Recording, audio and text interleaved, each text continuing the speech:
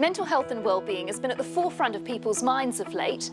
New Zealand Thoroughbred Breeders Association are doing something about it. They've come together to create a series of workshops to help people within our industry. We're here today to find out more about the people behind this initiative. We were contacted from NZ TBA just to let them know, what initiative they were putting forward and what it was all about, and we just jumped on board because we put a lot of value on it, and with our people and our industry, and to be honest, just people in general. It's not even just about the industry, just anything like this is can only do positive. It was great to essentially start the conversation. I think it's a really great initiative from NZ TBA, and I think everyone should really get involved. Whilst we do have a mix of people in terms of age groups, and some really outgoing people and some a bit more introverted, I felt that the workshop really catered for everybody, and that was really important.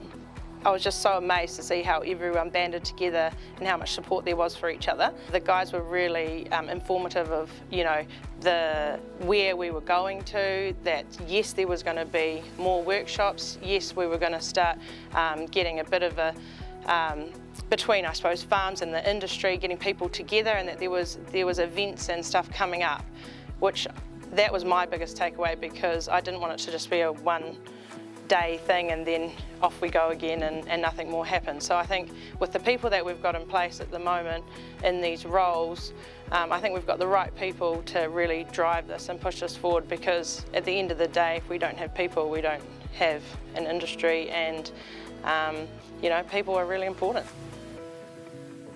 Justine, we're here today talking about mental health and wellbeing. What led to the development of this program? I think recently we had the loss of several people in our industry that were well known, and that really was the catalyst behind this.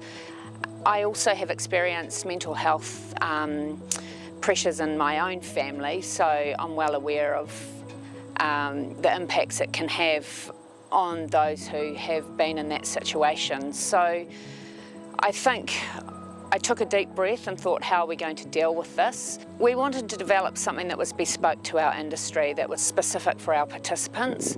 So after a conversation with Amy and her associate Helen, we came up with this idea of a workshop that would be specific to people that were involved in the thoroughbred breeding industry, that related to horses and the pressures that they have on a day-to-day or in their working life. So basically, Emily, we're just horse farmers, no different from any other farming. So I felt that for us to align ourselves with a primary industry organisation was really important. We looked at a lot of different mental health and wellbeing support that was on offer, and for us to align ourselves with the Rural Support Trust was just the right fit from woe to go. It just felt right. It's not a one-off thing that we're doing. We really want to continue this. It's ongoing, and the development of our people is so important. When we approached the Mental Health and Wellbeing initiative, we looked at a study that was done in the UK, and they specifically looked at the breeding industry and the challenges that those in the industry face, because it is quite unique. And what the research from that study showed was that to increase mental health and wellbeing in the workplace, people needed to go on farm, have that human connection, that one-to-one interaction, and increase the education and awareness around mental health and wellbeing. We developed a 1-hour workshop because we were very conscious we didn't want it to be too long, to take up too much time. We go on farm, so they don't have to worry about taking time to travel, and we also keep it really relatable to the industry. We relate everything back to the horses. The next phase in our program is we've developed a new workshop called Having the Conversation, and the feedback that we got is that people still feel a little uncomfortable or nervous about approaching someone that they think might need support. We want to give people the skills so that they can notice those changes early on when people are in that mild state of stress, and hopefully prevent that from escalating. How has all this been received within the industry? It's had a really good initial response. We've facilitated just over 12 workshops and had over about 210 people go through it.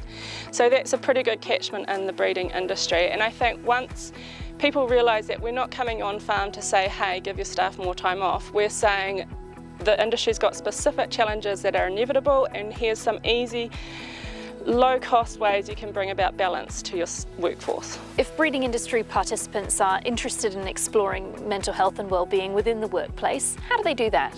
They can contact me directly, or if they go on the NZ TBA website, there's a specific page that has all our information about our workshops and how to book one.